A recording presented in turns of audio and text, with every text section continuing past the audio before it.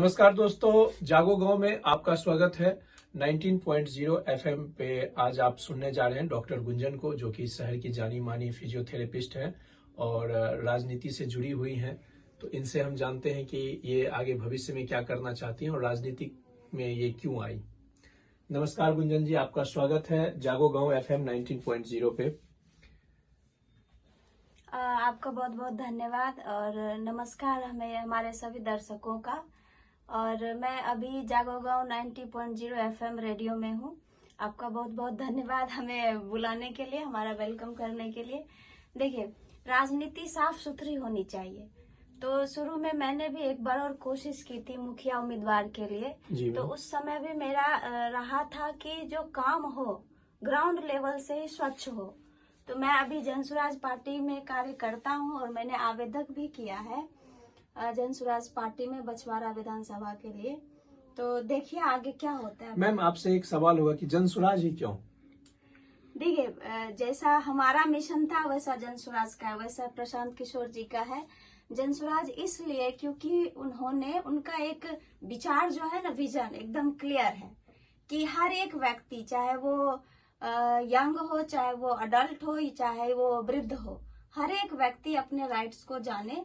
उनके साथ जो हमारे बिहार में अभी क्या हो रहा है, 20-25 साल से हम लोग लूटे जा रहे हैं। हमारी जितनी धरोहर है, सांस्कृतिक कह लीजिए, इकोनॉमिक कह लीजिए, सभी जो धरोहरें हैं उनको लूटा जा रहा है शुरू से ही, चाहे वो कांग्रेस से हो, चाहे वो राजनीति, सभी जितनी भी जनता है यहाँ के बिहार के। हमें बिहारी होने का तगमा भी लगता है।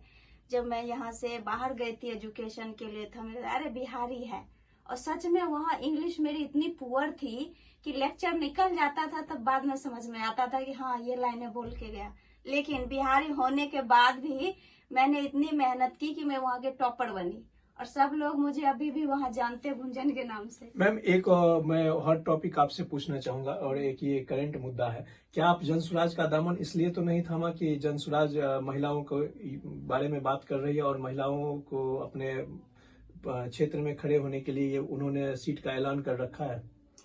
नहीं, ये ऐसी बात नहीं है। महिलाओं क्या सबके लिए, क्योंकि प्रशांत किशोर जानते हैं कि महिला वोट बैंक होती है, तो कहीं ना कहीं उनके लोक लुभावने नारे की वजह से आप जुड़ी हैं, या फिर आप चाहती हैं कि क्षेत्र का किस तरह से आप विकास करेंगे? नहीं, देखिए, मैं क्षेत्र का विकास और उनका भी है कि महिलाएं क्यों नहीं। 50% सेंट्रल से हमें आरक्षण मिला है, पर हर जगह देख लीजिए अभी जनसुराज में महिलाएं कार्यकर्ता कितनी है। अगर वो महिलाओं को आगे बढ़ा रहे तो ये बहुत अच्छी बात है। और महिलाओं क्यों नहीं, महिला की अगर एक महिला शिक्षित होती है तो वो अपने घर के वो 10 घर को शिक्षित करती है। क्यों? क्योंकि उनके घर में लड़कियां होती हैं। जब मैं यहाँ आई थी, बछवाड़ा विधानसभा का एक दामोदरपुर पंचायत है, वहाँ मेरी शादी हुई है। जब मैं वहाँ आई थी तो जो 8th 7th की स्टूडेंट होती हैं उनके क्लास में ना लेक्चर देने जाती थी मैं, छुट्टियों में जब आती थी। उनको महिला रिप्रोडक्टिव सिस्टम पढ़ाया नहीं जाता था क्योंकि वहाँ महिलाएं टीचर नहीं थी। पुरुष उस टॉपिक को छेड़ते नहीं थे, क्योंकि अगर लड़की कोई क्वेश्चन राइज कर ली तो मेल शिक्षक क्या जवाब देंगे।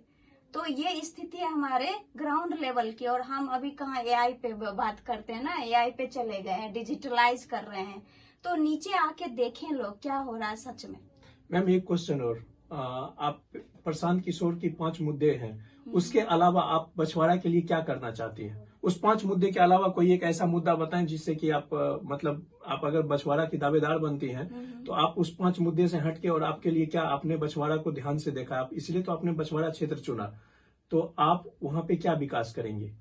देखिए, सबसे पहले हर वर्ग के लोग बिहार में है ना। बछवाड़ा में तो कुछ ज्यादा ही है, हमारे 3 ब्लॉक हैं उसमें, तो हर वर्ग के लोग हैं। सबसे पहले तो उन्होंने पहला वादा किया था कि पलायन रुकेगा, तो उनके वादे से हटके, और दूसरा था कि वृद्ध को 2000 का पेंशन मिलेगा।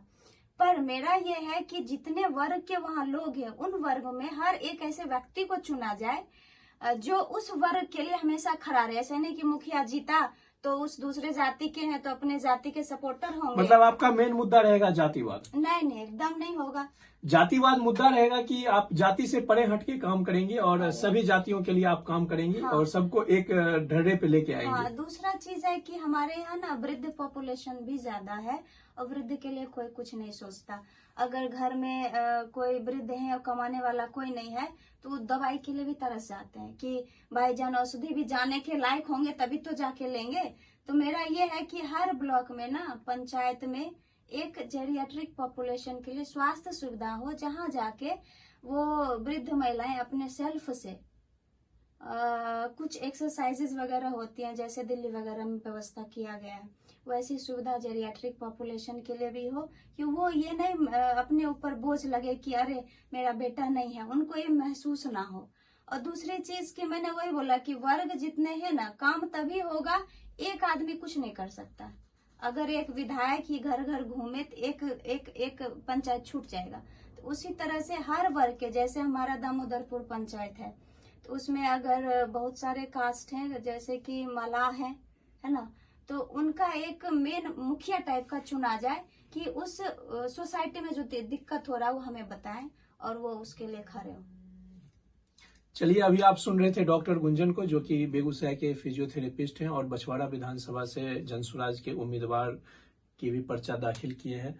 और बीच बीच में इनसे हमारी मुलाकात होती रहेंगी और इनसे जनसुराज के मुद्दे और बछवाड़े के मुद्दे पे हम लोग बीच बीच में बात करते रहेंगे। बहुत बहुत धन्यवाद मैम आपका, आपने जागो गांव रेडियो FM 19.0 में आया, इसके लिए मैं आपका तहे दिल से शुक्रगुजार हूँ। बहुत बहुत धन्यवाद। आपको भी धन्यवाद।